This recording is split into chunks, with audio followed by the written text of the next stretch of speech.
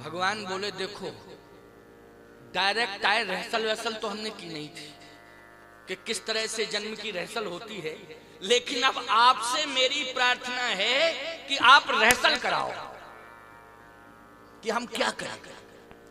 तो कौशल्या जी कहती हैं कि जय शिशुलीला, ये रहसल है, कि जय शिशुलीला अति प्रिय शीला,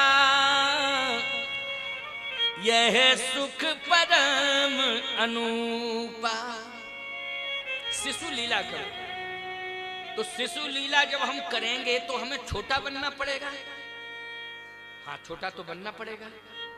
तो जैसे ही भगवान छोटे बने तो लक्ष्मी जी बोली अब हम कहां जाएं, अब हम कहां जाएं, हमारी समस्या इधर समाधान कर रहे हैं, हमारे सामने समस्या पैदा कर रहे हैं। अच्छा बोलो, भगवान धर्म संकट में फंस गए कि नहीं फंस गए? बोलो भाई। इधर अगर कौशल्या माँ का समाधान कर रहे हैं तो इधर लक्ष्मी के सामने समस्या पैदा हो रही है। लक्ष्मी जी बोली रुको रुको रुको, क्या कर रहे हो? कहे बच्चा बन रहे हैं छोटा, कहे मैं कहां जाऊं? भगवान बोले बस यही तो समस्या है। पता नहीं नारद जी का कौन सा मूड था जो नारद जी ने अपनी लीला कर दी, और मैंने भी वचन दे दिया नारद वचन सत्य सब करी हो, परम शक्ति समेत अवतरी हो। लेकिन प्यारे समाधान होगा ही होगा, होगा ही होगा समाधान, और इतना बढ़िया समाधान होगा कि आज सुन के आप आश्चर्यचकित हो जाएंगे। इतना बढ़िया समाधान क्या? भगवान ने कहा मैं छोटा तो बनूंगा, शिशु लीला करूंगा, क्योंकि मां कह रही है कीजिए शिशु लीला। तो फिर मैं बैकुंठ जाऊंगा? कहा नहीं नहीं नहीं, तुम चली जाओगी तो मेरी लीला अधूरी हो जाएगी। परम शक्ति बिना शक्ति के ब्रह्म अधूरा है। बोलो है ना, बिना शक्ति के ब्रह्म अधूरा है। अगर मैं ब्रह्म हूं तो तुम शक्ति हो मेरी, तुम्हारे बिना तो मैं कुछ कर ही नहीं सकता। तो फिर शक्ति को कोई स्वीकार करे तब ना। अयोध्या वाले तो स्वीकार करना नहीं चाहते, क्योंकि अयोध्या की महारानी ही तो कह रही है कि मैं आपको तो स्वीकार कर रही हूं, लेकिन आपके साथ में जो शक्ति आई उसको स्वीकार करने की क्षमता मेरे अंदर नहीं है। तो अब समाधान कैसे होगा? आहा, उसी समय भगवान के नेत्रों में आंसू आ गए, और जैसे आंसू आए पृथ्वी पर गिर पड़े आंसू, और जैसे आंसू पृथ्वी पर गिरे पृथ्वी प्रकट हो गई। पृथ्वी प्रकट हो गई और कहा प्रभु रोने की आवश्यकता नहीं है, आप क्यों रो रहे हैं? कहा इसलिए कि बिना शक्ति के पृथ्वी तेरा उद्धार नहीं हो सकता है, न मैं उद्धार कर सकता हूं, और शक्ति आज जा रही है। पृथ्वी ने कहा कि अगर अयोध्या की महारानी ब्रह्म को बेटे के रूप में स्वीकार कर रही है, तो पृथ्वी ने कहा शक्ति को मैं बेटी के रूप में स्वीकार कर रही हूं, आओ मेरी गोद में। तो लक्ष्मी जी को पृथ्वी ने अपनी गोद में ले लिया। बोलो वही लक्ष्मी सीता बनी। सीता बेटी किसकी है मूल रूप से? बोलो पृथ्वी की बेटी है कि नहीं है? पृथ्वी की बेटी की नहीं? बोलो यहां समस्या हुई कि समाधान हुआ? यहां समाधान हुआ। अब प्यारे एक अंतिम बात कह दूं, इसके बाद भगवान की आरती होगी, जन्म की आरती। हमारे समाधिया जी आज जन्म की आरती सुने, ठीक है ना? हाँ, इनके पास बड़ी कलाएं हैं, ये आरती बना भी लेते हैं तुरंत, कभी भी है नहीं? और कवि हैं, और कभी भी आरती बना लें, गीत बना लें, विशेषता है, बहुत अच्छा रहेगा। आइए, लेकिन पृथ्वी से लक्ष्मी जी कह रही हैं कि अयोध्या की भूमि मुझे स्वीकार नहीं कर रही है। अयोध्या में बेटे की इच्छा है, अयोध्या वाले बेटे की इच्छा कर रहे हैं, क्योंकि कह के तो यही गए थे महाराज दशरथ कि भई गलान मोरे सुत नहीं, भई गलान मोरे सुत नहीं। और यहाँ कौशल्या जी भी कह रही है महारानी तो कीजिए शिशु लीला अति प्रिय शीला, यह सुख परम अनूपा। शिशु लीला करो, इसका मतलब है कि मुझे बेटे के रूप में, शिशु बेटे के रूप में देखना चाहते हैं। पृथ्वी से कह रही है, शक्ति मां जानकी कह रही है, अर्थात लक्ष्मी जी कह रही हैं कि अयोध्या वाले बेटा चाहते हैं, लेकिन जहां के लोग बेटी चाहते हैं वहां तो चलो। जहां के लोग बेटी चाहते हैं, पृथ्वी ने कहा कि मेरा सर्वत्र अधिकार है। अयोध्या के लोग बेटे की चाह में हैं, तो मिथिला के लोग बेटी की चाह में हैं। बोलो है कि नहीं? मिथिला के लोग किसकी चाह में हैं?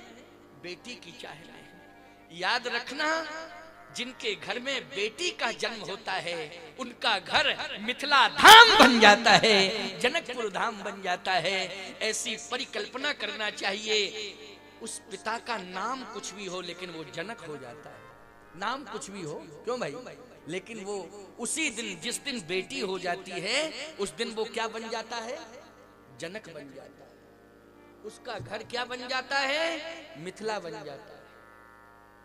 तो बेटी को चाहने वालों अपने घर को मिथिला बना लो। अगर मिथिला बनाना है तो बेटी की मांग करो कि हमारे घर में बेटी आ जाए। और अगर तुम्हारे घर में बेटी आ जाएगी, तुम्हारा घर मिथिला बन जाएगा, और घर मिथिला बन जाएगा तो भगवान को निमंत्रण नहीं देना पड़ेगा, बिना निमंत्रण के ही भगवान तुम्हारे घर में आ जाएगा। ये विश्वास रखना। बोलो, मिथिला वालों ने क्या निमंत्रण दिया था? लेकिन बिना निमंत्रण के ही भगवान को आना पड़ा। आना पड़ा कि नहीं? इसलिए बेटी की चाह रखो। आज पृथ्वी वहां ले गई लक्ष्मी को, शक्ति को, जहां बेटी की चाह थी। और वो भूमि कहां की थी? मिथिला की भूमि थी। मिथिला की भूमि थी। 9 वर्ष का अंतराल रहा। भगवान राम के जन्म के बाद सीता जी 9 वर्ष बाद प्रकट हुई। आई तो साथ में ही, शक्ति आई साथ में। क्यों आई कि नहीं साथ में? मैंने सिद्ध किया कि नहीं किया कि शक्ति साथ में आई। और इस भाव को कोई नकार नहीं सकता है कि नारायण के हृदय में सदा लक्ष्मी नहीं रहती। कौन झुटलाएगा? बोलो इस बात को। तो जहां नारायण जाएंगे लक्ष्मी जी जाएंगे कि नहीं हृदय में बैठ के? और आज चतुर्भुजी रूप में निज आयुध भुजचारी, तो भगवान विष्णु ही तो प्रकट हुए। तो हृदय में कौन बैठी थी? लक्ष्मी बैठी थी। और आज लक्ष्मी को बेटी के रूप में किसने स्वीकार किया? पृथ्वी ने किया। यह भी सत्य है कि पृथ्वी की पुत्री है। और मिथिला में 9 वर्ष का अंतर रहा। श्री किशोरी जी की आयु में और भगवान राम की आयु में कितना अंतर है? 9 वर्ष का। और 9 का अंक पूर्ण होता है। बोलो, होता है कि नहीं होता है? 9वीं तिथि को भगवान आए अयोध्या में। 9वीं तिथि मधुमास पुनीता, शुक्ल पक्ष अवजित हरि प्रीता। 9वीं तिथि, 9 का अंक पूर्ण होता है। 9वीं तिथि को भगवान आए।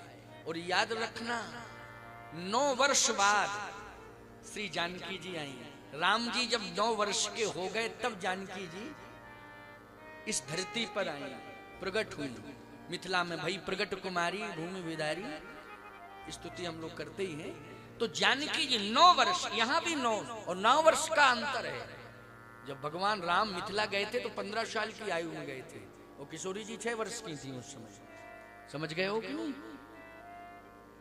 तो प्यारे, आज पृथ्वी श्री लक्ष्मी जी को अर्थात श्री सीता जी को, जानकी जी को कहां ले गई?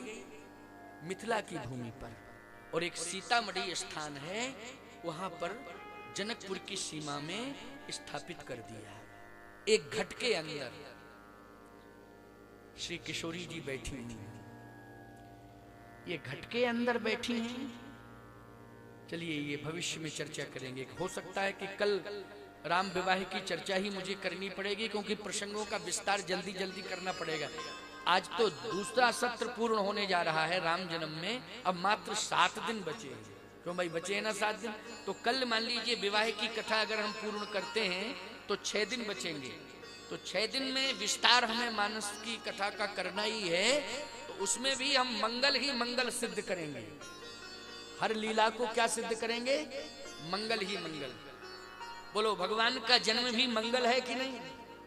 अयोध्या में हो रहा है तो सब विधि पुरी मनोहर जानी, और सकल सिद्ध प्रद मंगल ठानी। ये तो मंगल की खानी है खदान, क्योंकि मंगल की खदान से मंगल ही तो आएगा। मंगलम भगवान विष्णु मंगल भवन या मंगल हारी, द्रवंशु दशरथ अजिर बिहारी। आज लक्ष्मी जी को लेके पृथ्वी चली गई, कहां? मिथिला की ओर। यहाँ की जैसे सुलीला अति प्रियशीला, यह सुख परम अनूपा। सुन बचन सुजाना रोदन ठाना, होय बालक सुरभूपा। शिशु रूप में भगवान रुदन करने लगे, रोने लगे।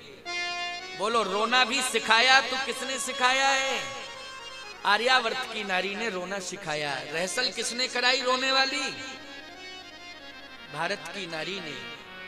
बड़ी ताकत है आर्यावर्त की नारी ने। आज भारत है, उस समय तो आर्यावर्त था।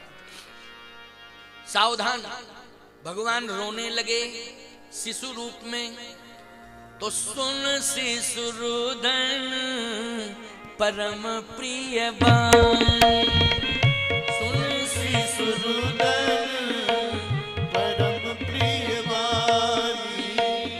संभ्रम चलिया ई सब रानी, संभ्रम चलिया ई सब रानी। संभ्रम चलिया ई सब रानी। संभ्रम चलिया ई सब रानी। रुदन परम प्रिय बानी। अच्छा एक बात बताओ, छोटा बच्चा रोता है तो उसका रोना प्रिय लगता है कि नहीं लगता है? रोना प्रिय लगता है। एक घर में हम ठहरे तो बच्चा छोटा था, वो रोवे। हमारे जो महात्मा एक दो साथ में थे, कुछ टकसारी साधु थे मेरे साथ। बोले, स्वामी जी हम तो कथा सुनने आए थे कि ये रोना धोना सुनने आए थे। अरे मैंने कहा, महात्मा क्या बात है, तुम क्यों बिगड़ रहे हो? बोले, ऐसे घर में ठहर गए हो, इसमें रोना ही रोना है। मैंने कहा, कौन रो रहा है? अरे ये बच्चा कितना रो रहा है। मैंने कहा, जिस घर में छोटा सा शिशु रुदन करता हो, सुनने वाले को अच्छा लगता है, वो घर भी सुंदर होता है। तो होता है कि नहीं होता है? मैंने कहा, बालक रो रहा है, घर भी सुंदर है, बच्चे का रोना भी सुंदर है। और मैंने कहा, बच्चे में बंद हूं बाल रूप सोई राम। राम जी का दर्शन क्यों नहीं कर रहे हो? अरे ये तो बालक रो रहा है शिशु रूप में। जिसको हम परमात्मा मानते हैं वो भी रोया किसी घर में जाके। क्यों रोया कि नहीं रोया? लेकिन जब वो रो रहा था तो सुन शिशु रुदन परम प्रिय वाणी, संभ्रम चली आई सब रानी। याद रखना, जिस घर में बालक रोता है उस घर में संतों का आशीर्वाद होता है। बोलो, होता है कि नहीं होता है? उस घर में संतों का आशीर्वाद होता है। जिस घर में बालक रोता है और जिस घर में बूढ़ा रोता है उस घर में संतों का श्राप होता है। भाई, बूढ़ा किसी घर में रोए तो बोलो श्राप है कि नहीं? जल्दी बोलो। बच्चे का रोना अच्छा लगता है और बूढ़े का सोना अच्छा लगता है। घर में बूढ़ा चैन की नींद सो रहा हो, बोलो भाई, अच्छा लगेगा कि नहीं? और बच्चा अगर रो रहा है घर में तो अच्छा लगता है। इसलिए बच्चे का रोना और बूढ़े का सोना, घर में सोना ही सोना। कनक भवन बन जाएगा घर तुम्हारा। क्या बन जाएगा? कनक भवन। आनंद। इसलिए बूढ़ों की सेवा करो, है ये मस्ती से सोए, आनंद ले ले। कितने खुश हो रहे बूढ़े से, कह रहे बहुत अच्छे स्वामी जी बुलाए। हमारी बात कहने वाला कोई आया तो है? आजकल तो नेता लोग संकोच में स्पष्ट बूढ़ों के लिए नहीं बोल पाते, क्योंकि नौजवानों के भी वोट लेना है। लेना है कि नहीं लेना है? अच्छा खुल के सासों के बारे में भी नहीं बोल पाते हैं, क्योंकि बहुओं से वोट लेना है। लेकिन हमको किससे लेना वोट? बोलो भाई। ना हमें विधानसभा चुनाव लड़ना, ना लोकसभा चुनाव लड़ना, तो तो हम तो क्लियर बोलेंगे, साफ साफ बोलेंगे, बोलेंगे कि नहीं? और मैं कहता हूं महात्माओं को चुनाव लड़ना भी नहीं चाहिए। महात्मा तो अनुशासन देता है, शासन तो तुम लोग करो ना, क्या दिक्कत की बात है? देखो ये धर्मेश बैठा हुआ है, संतों का आशीर्वाद ले रहा है, आशीर्वाद मिलेगा काम बनेगा। जो भी संतों के पास आएगा आशीर्वाद लेगा उसका काम बनेगा। संत जो है किसी एक दल से नहीं बंधा होता है, एक बात सुन लो कान खोल के, संत किसी एक दल से नहीं बंधा होता है, संत के दल से संसार बंधा होता है। आपको क्या बात कर रहे हो? जब दल से संत बंधा ही नहीं है तो संत के दल से संसार क्या बंधेगा? याद रखना, संत का अगर कोई दल है तो वो तुलसी दल है, और तुलसी दल से ही संसार बंधा हुआ है। हम लोगों का कौन सा दल है? तुलसी दल, बोलो है कि नहीं? और तुलसी दल की चाहे भगवान भी रखते हैं, इंसान की तो छोड़ो। और हम लोगों ने जो दल बनाया है वो है तुलसी दल। अच्छा, ये मंच किसका दल है? बोलो, तुलसी दल का मंच है कि नहीं? तुलसी की कथा हो रही है तो ये मंच किसके नाम पर समर्पित है? तुलसी दल के नाम पर समर्पित है। इसलिए तुलसी दल जिसको मिल जाता है भगवान की कृपा उसे मिल जाती है, भगवान की कृपा जिसे मिल जाती है सफलता उसी को मिल जाती है। आज अयोध्या की नारियां आ गई। दशरथ जी महाराज के कान में ये शब्द पहुंचा, दशरथ पुत्र जन्म सुनि काना, मानो ब्रह्मानंद समान। दशरथ जी के कान में ये संदेश पहुंचा, मानो ब्रह्मानंद समाना। अच्छा, पुत्रानंद समाना कि ब्रह्मानंद समाना? जल्दी बोलो, ब्रह्मानंद समाना। क्यों? दशरथ जी महाराज इस बात को जानते हैं, जाकर नाम सुनत सो होई, मोरे ग्रह आवा प्रभु सोई। मेरे घर में प्रभु आ गया है। और कौशल्या जी से जब पूछा कि कौन आया, बोले व्यापक ब्रह्म निरंजन, निर्गुण विगत विनोद, सो अज प्रेम भगत बस कौशल्या की गोद। विप्रधेन सुर संत हित लीन मनुज अवतार, निज इच्छा निर्मित तन, माया गुण गोपाल। बोलिए राम लला भगवान की। अब राम लला भगवान आ गए। कौन आ गए? राम लला भगवान। अब हम लोग राम लला भगवान आए तो राम लला की आरती कर लें, क्यों भाई? और राम लला के लिए अयोध्या में मंदिर बनने ही जा रहा है, लेकिन जब तक मंदिर नहीं बनेगा राम लला मैहर अखाड़े में ही रहेंगे। जब बन के तैयार होगा तो हम लोग ले चलेंगे, ठीक है ना? लेकिन तब तक जो है मैहर अखाड़े में राम लला रहेंगे, क्योंकि आज आ गए राम लला। अब हम जाने नहीं देंगे जब तक मंदिर बन के तैयार नहीं हो जाएगा। और राम नवमी से मंदिर प्रारंभ होगा। राम जन्मभूमि पर राम मंदिर का निर्माण राम नवमी से प्रारंभ हो जाएगा। भारतवासियों, ये अति प्रसन्नता की बात है। लेकिन राम लला अब अभी मैहर में रहेंगे, अखाड़े में रहेंगे। हम लोग लेके चलेंगे ना, तो भैया अब राम लला की आरती हो जानी चाहिए कि नहीं? राम जन्म हो गया,